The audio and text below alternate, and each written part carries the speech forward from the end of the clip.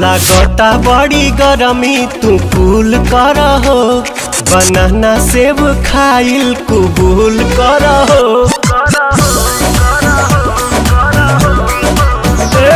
लागता बड़ी गरमी तू कूल कर हो, बनाना सेब खाइल कबूल कर हो। हट जानी सहटी जा तू सीना से, भर जाता ढोढ़ी, हाँ भर जाता ढोढ़ी मोर पसीना से राजा, भर जाता ढोढ़ी मोर पसीना से।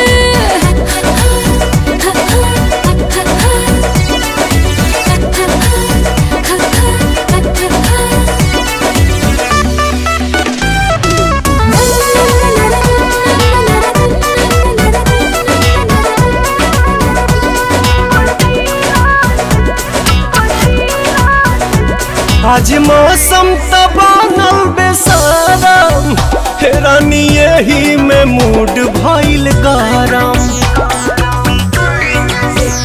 गइल लाइट बढ़ल परेशानी, चोली साया से टपको त पानी। अरे तो छछनीला कोई रे महीना से, भर जाता ढोढ़ी,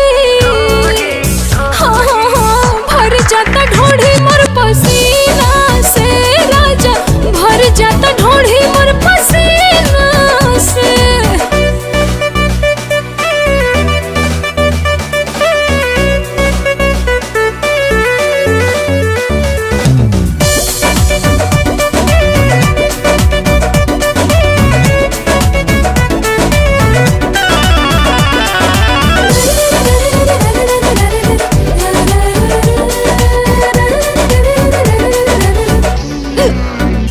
हिट होई त फिट होई खेला, बोला करेलू काहे झमेला।